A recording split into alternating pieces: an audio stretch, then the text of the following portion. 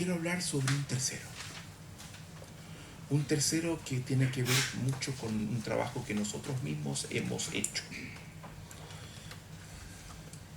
en el que hemos incidido. Se lo quiero presentar en la versión nuestra.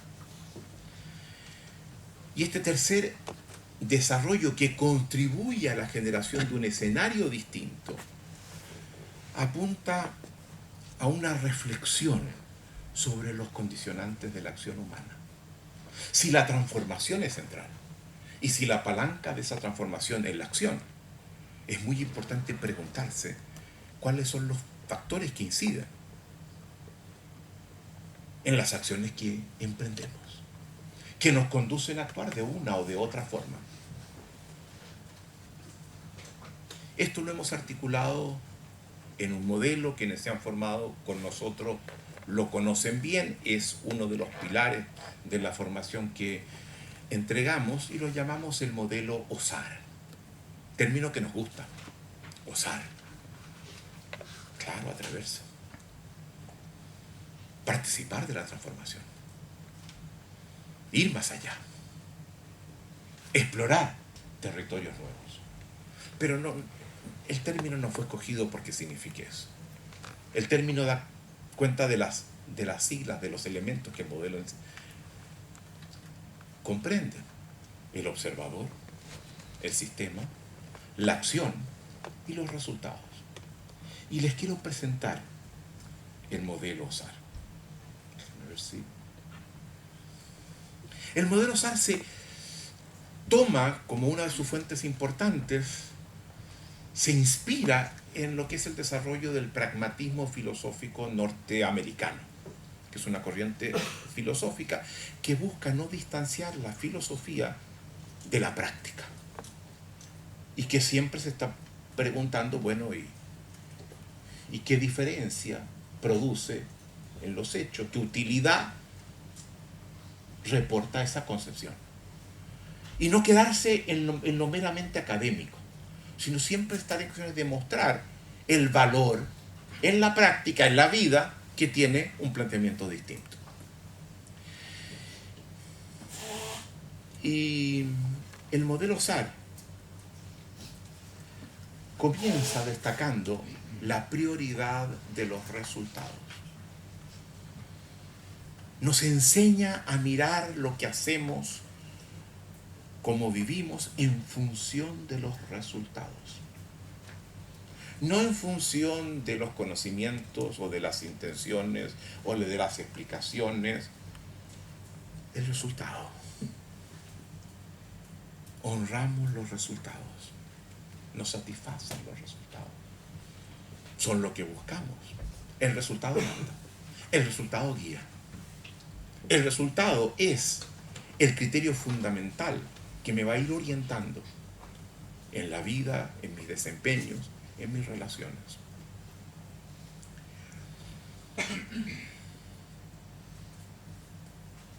El resultado. La transformación es un resultado. El bienestar es un resultado. El sentido de vida es un resultado. En último término, la felicidad. Yo me acuerdo que hace algún tiempo atrás, haciendo una presentación, estaba escuchándome un compañero de la universidad que no veía hace mucho tiempo. Me dijo: Rafael, muy interesante todo lo que tú has dicho, pero ¿eres hoy día más feliz que entonces? Yo creo que sí. Creo que he aprendido a vivir distinto. Creo que esto, por sobre todo, me lleva a mirar lo que hago, mi entorno, mis relaciones, las conversaciones sobre mí mismo de una forma distinta. Eso es central en lo que hacemos. Una vez una tía mía me dijo: a ver, hijo, ¿a qué se dedica usted? Una señora que ya tiene casi 90 años. Yo me he dado cuenta que no podía explicarle todo lo que les he estado explicando a ustedes. Pero sentí que le podía contar, yo básicamente me dedico a hacer a la gente más feliz. Y eso es cierto. Eso es lo que nos mueve. Eso es lo que buscamos. Eso es lo que enseñamos. Y se los voy a mostrar un poco más después. Los resultados. Ustedes mismos evalúen su vida. ¿Están satisfechos con ella? ¿Son felices? En cualquier dominio. Colocar los resultados como el eje principal a partir del cual evaluamos nuestras vidas. Ahora, si los resultados son tan importantes, tenemos que preguntarnos qué genera los resultados, de dónde vienen los resultados. Y hay sin duda muchos factores, pero hay uno que nos compete directamente a nosotros, de las acciones que tomamos o no tomamos. Hay cosas que vienen de fuera, no las niego, pero frente a ellas podemos siempre tomar distintas acciones y permitirles distintos impactos. La acción es lo que produce los resultados que obtenemos. No olvidemos, la transformación está en el resultado. Y si la acción es la que produce los resultados, es fundamental preguntarnos cuáles son los factores que condicionan las acciones que yo tomo, que me llevan a actuar de la forma como actúo. Entonces pensamos que hay dos tipos de condicionantes de la acción humana. En primer lugar, lo que llamamos los condicionantes visibles de la acción humana, de fácil reconocimiento, que cualquiera pensando un poquito va a dar con ello. Y creemos que son 5. Estas predisposiciones biológicas, nunca olvidemos la biología.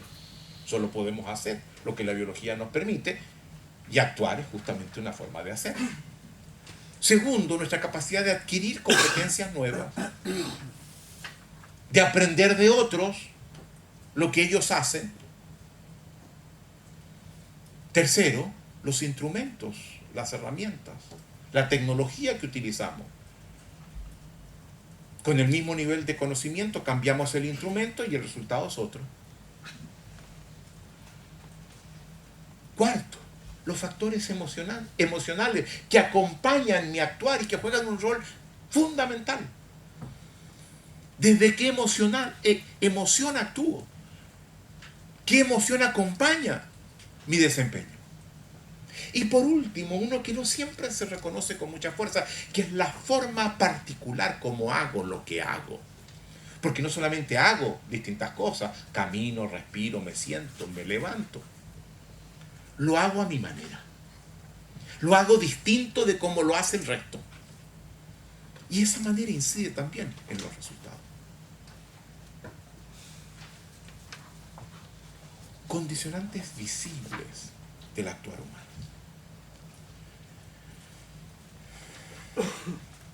Aquí viene una reflexión que creemos que es fundamental en lo que hacemos, en lo que pensamos.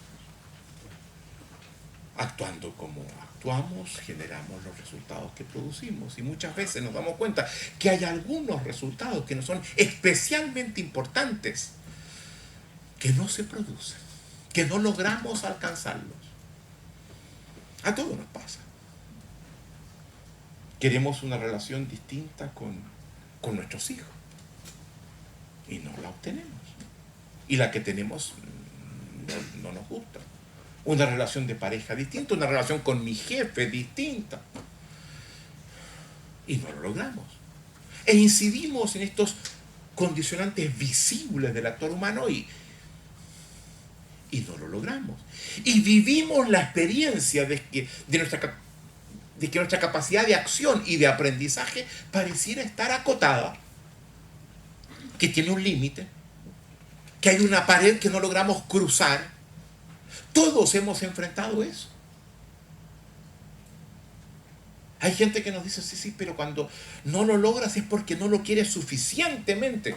Digo, no me digas eso porque me ofendes. Yo por una mejor relación con mi hijo me corto un brazo. Y si me piden más, la pierna también. No me digas que no lo quiero, que no puedo, no lo logro. Y esto es muy importante. Es muy importante enfrentarse a esas circunstancias en las que un resultado que añoramos no lo alcanzamos. Y es bueno hacer lo que llamamos una breve fenomenología de esa experiencia. Eso implica disminuir el paso, disminuir la velocidad y preguntarnos cuando eso nos pasa, ¿qué nos pasa? ¿Qué sentimos? ¿Qué nos decimos? Detenernos en esa experiencia de imposibilidad. Y descubrimos muchas veces que una de las primeras cosas que nos decimos cuando eso nos pasa es: a lo mejor lo que estoy queriendo no es posible. ¿Estoy queriendo un imposible? Bueno, esa es una posibilidad. Pero miro a otros padres y veo que tienen la relación con sus hijos que es la que yo quiero. Pues es esa la que yo quisiera para mí. Él puede. Y si él puede, es posible. Y cuando estamos en ese punto, ¿qué nos decimos entonces? Esto es muy importante. Nuestra propuesta se levanta contra esa respuesta que vamos a dar ahora.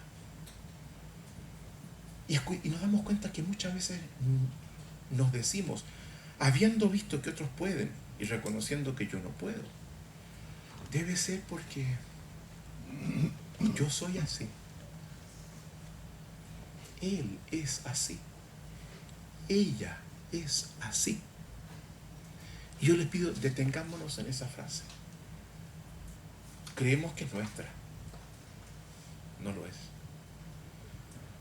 En el fondo, muy atrás, es la voz de Parménides, que invoca la categoría del ser fijo e inmutable. Si así soy, ¿qué voy a hacer? Y me conduce a la resignación. Así soy. Es contra esa voz que nuestra propuesta se levanta. Es para decir, cuidado, no te entregues a la resignación tan tempranamente. A lo mejor hay caminos. Y el camino no consiste, como nos dicen las corrientes New Age, en colocar en destacado la frase yo puedo. En un momento te va a levantar el ánimo, claro, pero rápidamente te va a sumergir en una frustración mucho mayor. Es que no puedes. ¿Cómo dar el salto y cruzar al otro lado? ¿Cómo romper esa muralla que se nos levanta? Y creemos que la única forma de hacerlo es descubriendo condicionantes del actuar humano que no están entre los visibles. Existen. Postulamos que sí. Y postulamos que son dos. El observador que somos y los sistemas en los que nos hemos desenvuelto. Y quiero hablar brevemente sobre ellos. ¿Qué es el observador? Tema central en nuestra propuesta, la noción del observador. Tengo un libro en 2 volúmenes sobre el modelo SAR y particularmente sobre el tema del observador, el libro El observador y su mundo. El observador, para ponerlo en simple, es la forma que le conferimos sentido, con la que le conferimos sentido al acontecer. La manera como interpretamos lo que está pasando. La manera como formulamos los problemas. Y a partir de los cuales actuamos. Toda acción remite a un tipo de observador particular. Somos observadores distintos. Podemos devenir observadores diferentes de lo que somos. Y establecemos esa conexión entre el observador que somos, nos conduce a actuar de una cierta manera, y ese actuar que ejecutamos genera los resultados que producimos. Y una vez que tenemos esa línea, ese observador, como buen observador que es, observa sus resultados. Y se pregunta, ¿me gustan o no me gustan? ¿Me satisfacen o no me satisfacen? los evalúa. Y al evaluarlo, va a dar distintas respuestas. Va a decir, no me gusta, en algunas oportunidades. Y cuando dice no me gusta, hay distintas. Si dice sí me gusta, fantástico, entonces no tenemos nada que hacer. Si te gustan, de eso se trata, que estés satisfecho con los resultados que tú obtienes. No estamos aquí para recomendarle a nadie resultados particulares. Sí queremos que cada uno alcance aquellos a los que aspira. No es nuestro asunto decir cuáles son los resultados que cada uno debe alcanzar. Pero si dicen no me gusta, a lo mejor podemos hacer algo. Y muchas veces no me gusta y quedamos allí. Y caemos inmediatamente en la resignación. Esa es una respuesta. Hay otra respuesta. Es decir, no me gusta. ¿Por qué? ¿Por qué se habrá producido este resultado? Y esa pregunta es interesante. Porque muchas veces la pregunta ¿por qué? Nos lleva a dar explicaciones.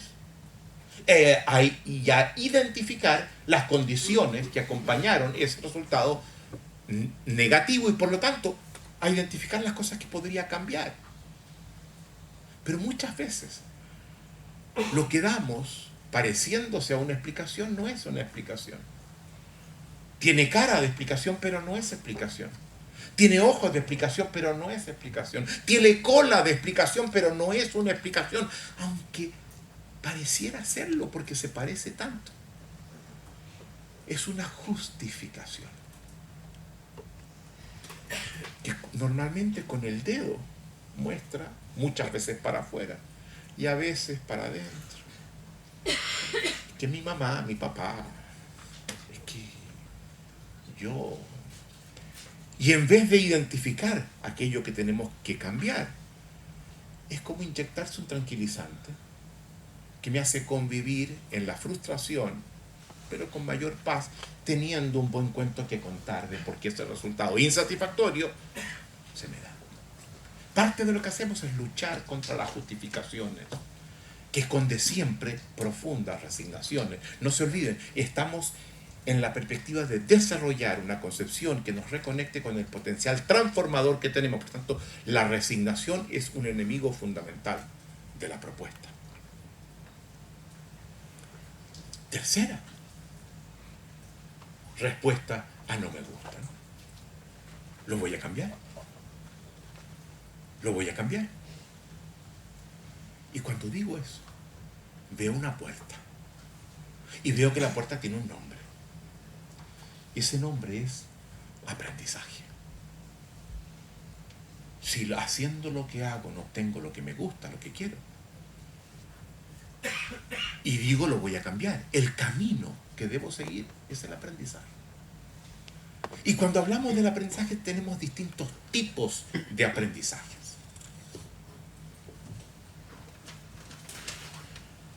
Primero, lo que vamos a llamar el aprendizaje de primer orden. Esto sigo a Chris Argyris. Single Loop Learning. Profesor de Harvard de Psicología Organizacional. Básicamente digo, ¿qué hice que no debo hacer? ¿Qué debo hacer que no hice? Voy a la acción. Miro a otros que logran lo que hacen que yo no hago, que no hacen que yo hago. Aprendizaje de primer orden. Y muchos cambios podemos hacerlo con aprendizaje de primer orden. Pero hay muchos otros cambios que no logro hacer y que por tanto no afectan los resultados, yendo solamente a un aprendizaje de primer orden dirigido al casillero de la acción. Y que para poderlo hacer, requiero pasar antes por el casillero del observador. Requiero cambiar el observador que soy, el observador que he sido. Y ese aprendizaje lo vamos a llamar, aprendizaje de segundo orden. Va a pasar por la acción, pero antes de llegar a la acción va a haber cambiado el observador. Me va a haber mostrado cosas que el observador que he sido todavía no ve. Y eso es un aprendizaje extremadamente importante. Y hay aprendizajes de segundo orden de distintos niveles de profundidad. Algunos bastante superficiales, otros que cambian mi forma recurrente de observar, histórica de observar, el corazón, el núcleo del observador que he sido. Y cuando el aprendizaje de segundo orden cambia el núcleo del observador que he sido, ese aprendizaje lo llamamos aprendizaje transformacional. ¿Y por qué? Porque salgo de él con la clara sensación de que soy distinto de como era, de que he transformado el ser que previamente era.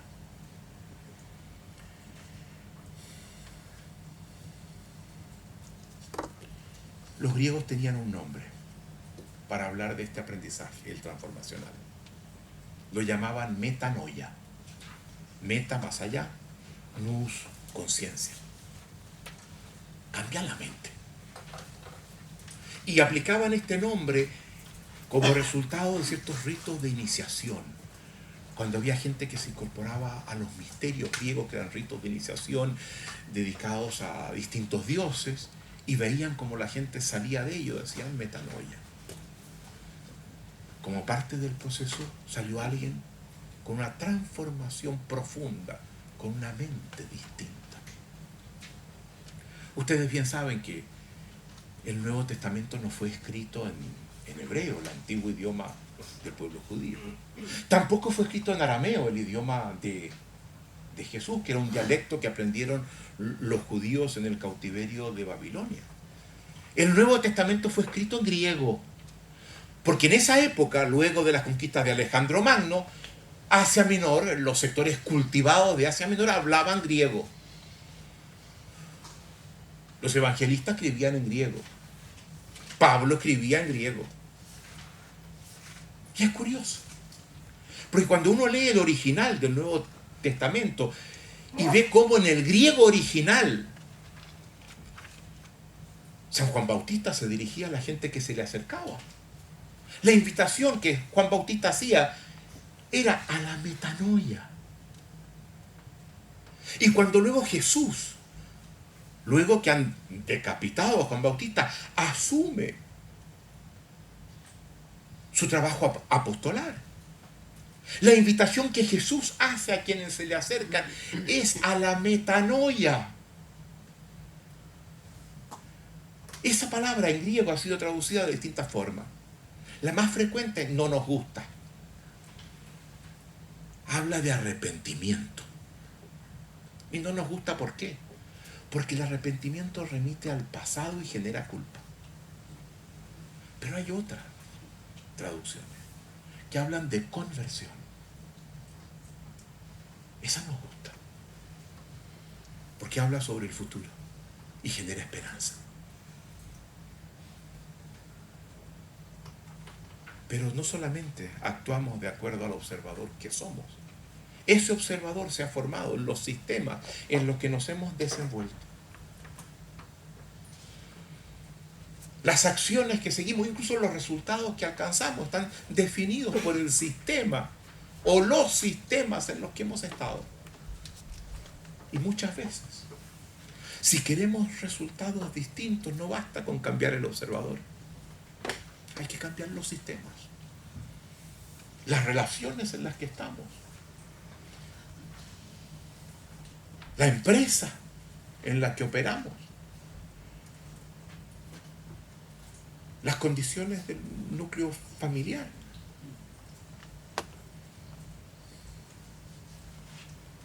Quienes asumen el cambio de los sistemas sociales, particularmente de los sistemas sociales instituidos en el conjunto de la sociedad, son los que vamos a llamar líderes. El liderazgo es la acción que lleva al aprendizaje del sistema. Los sistemas aprenden, se modifican, se transforman, son plásticos. Y una de las formas de alterarlos es a través de la acción humana. Y esa es la acción del liderazgo. Sobre eso vamos a estar hablando mañana en Bilbao. En función de lo que hemos dicho, podemos sacar algunas conclusiones. breves de esto último. Luego voy a otras cosas. Podemos revisar nuestra noción de gerencia, de gestión. Podemos entender que toda gerencia no es sino la capacidad de generar resultados en tiempos determinados, bajo particulares estándares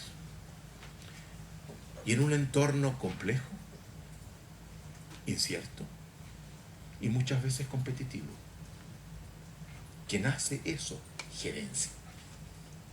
La capacidad de generar resultados, me salto, en entornos complejos y ciertos y muchas veces competitivos. Eso es la gerencia. El arte de producir esos resultados. Para eso está el gerente. Y esto no deja de ser importante, porque una vez que tenemos entendida la gerencia de esa forma, comprendemos que la gerencia no es una profesión particular que algunos realizan y otros no. Entendemos que esa noción de gerencia representa en rigor un atributo de la adultez. Ser adulto significa eso. Tener capacidad de generar resultados para mí y los míos en entornos complejos, inciertos. Eso es ser adulto. Es asumir la responsabilidad de generar resultados para mí y los míos y para la comunidad en la que me desenvuelvo.